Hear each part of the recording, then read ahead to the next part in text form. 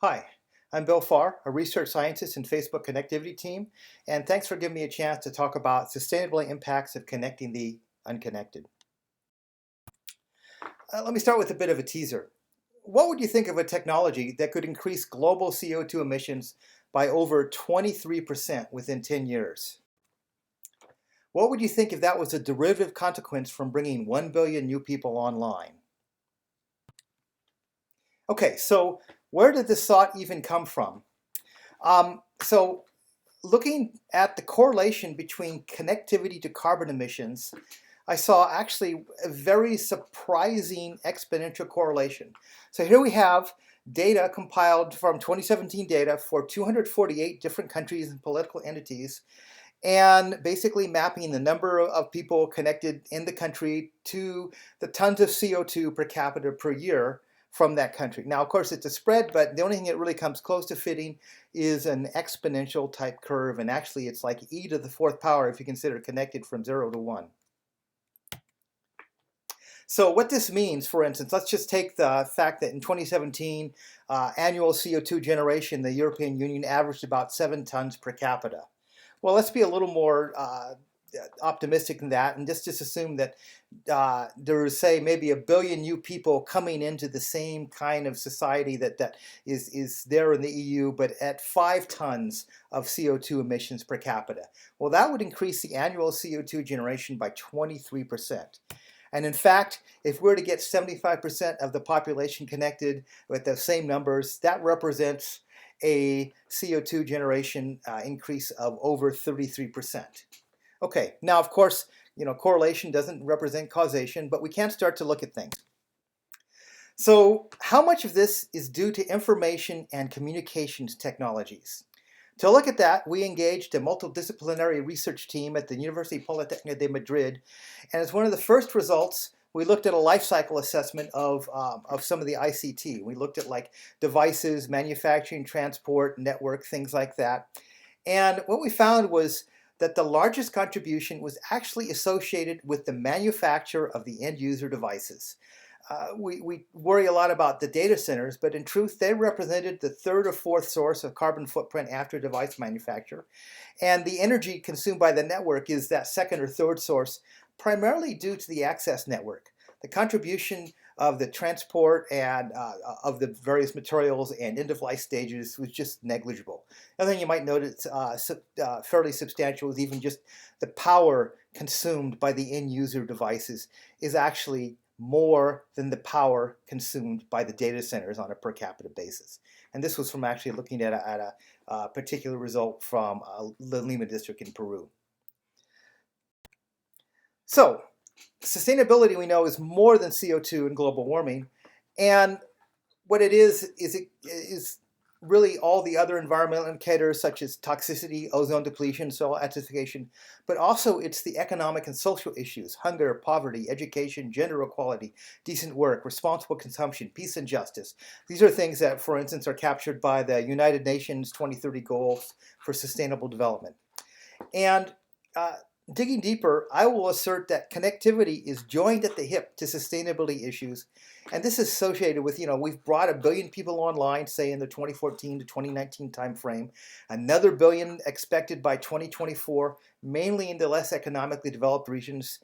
And what's really kind of scary is certainly there's a lot of positive impact. I'll show some of that, but there's also some important relationships between digitalization and sustainability that are presently negative and certainly must be mitigated and reversed. These are along the lines of the CO2 example I showed.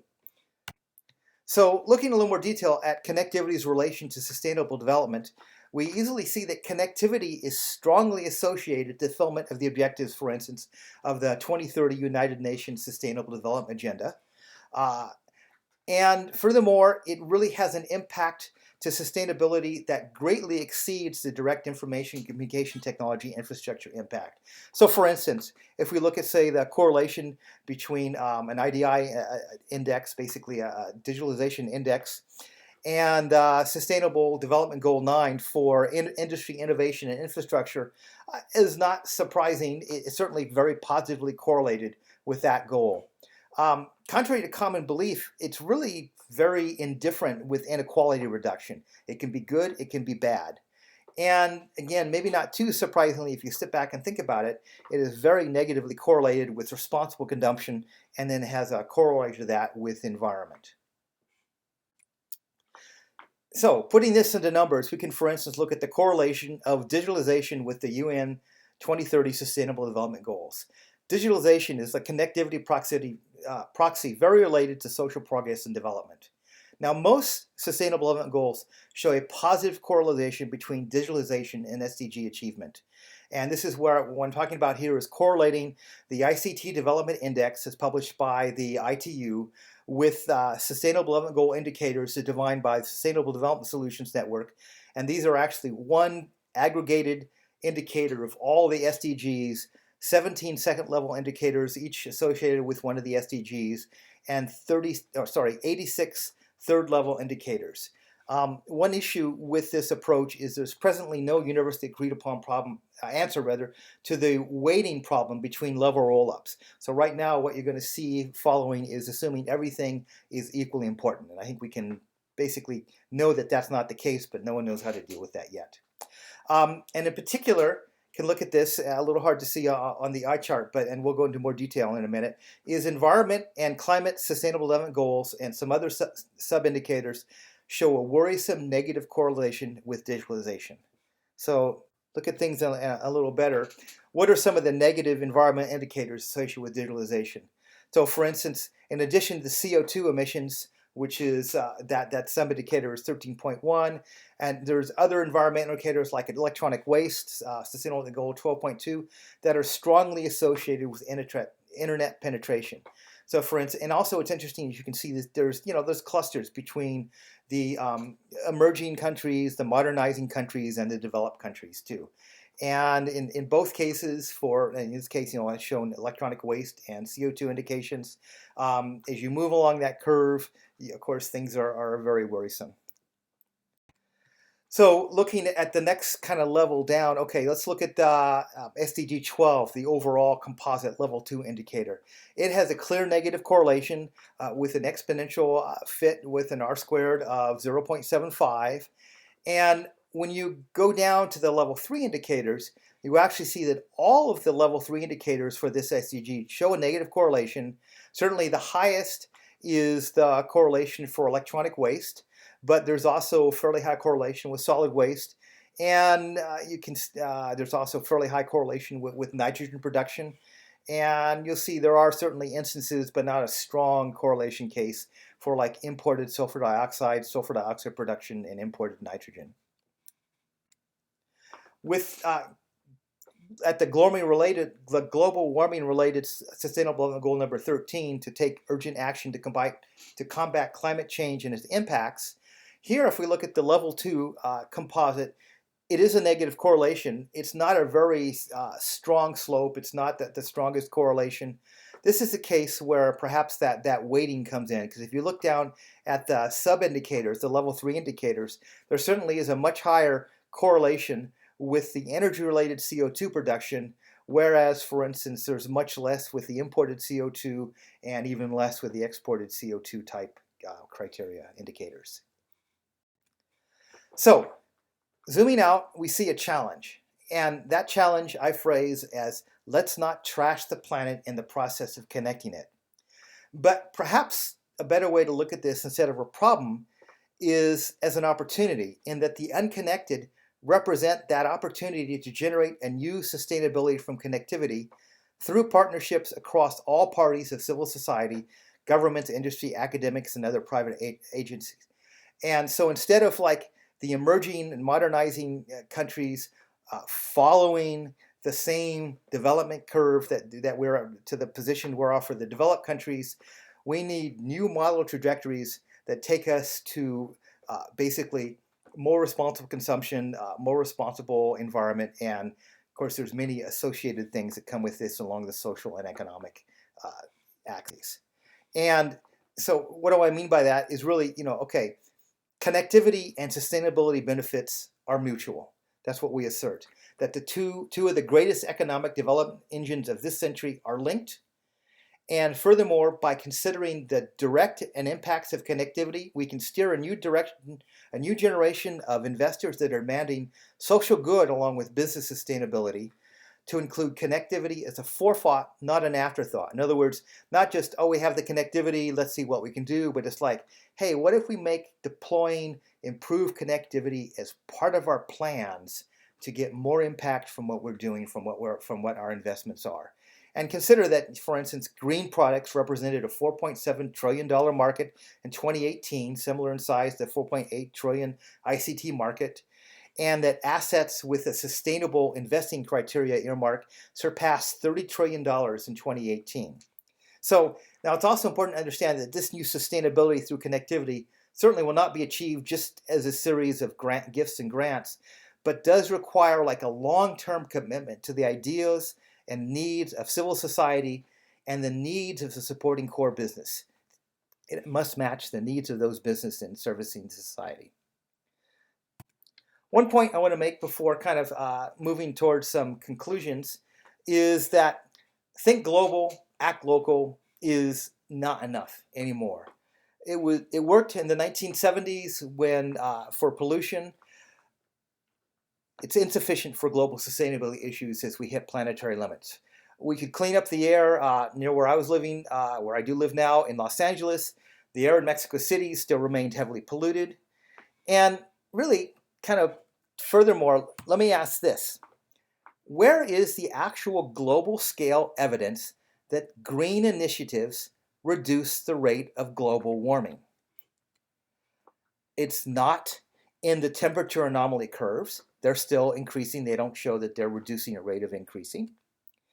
It's not in the CO2 emission curves. Again, they keep at an increasing rate. They don't show starting to fold over yet.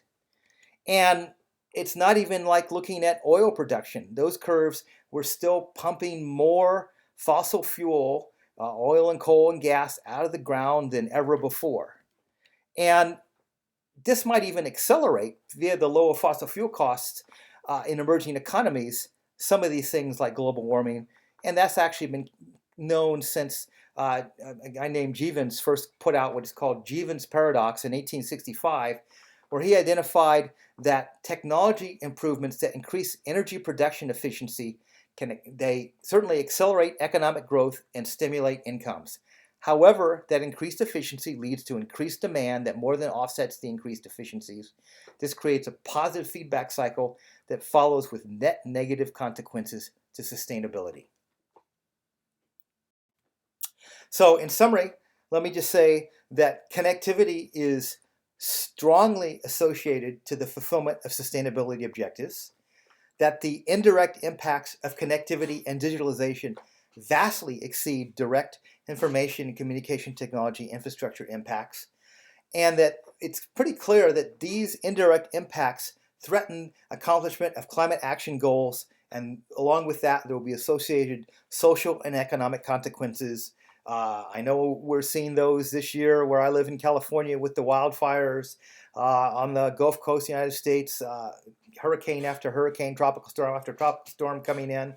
And what's really perhaps somewhat depressing is that, of course, only the very most optimistic targets with emerging nations, or let me say better, with not connected countries, not having increases in their environmental impact, give us a chance of meeting 2030 goals for the United Nations. Almost everything else goes from bad to catastrophic. So we must find paths to digitalization that address these indirect impacts as we connect the unconnected. More than talk about this, certainly at Facebook and in my team looking to take action.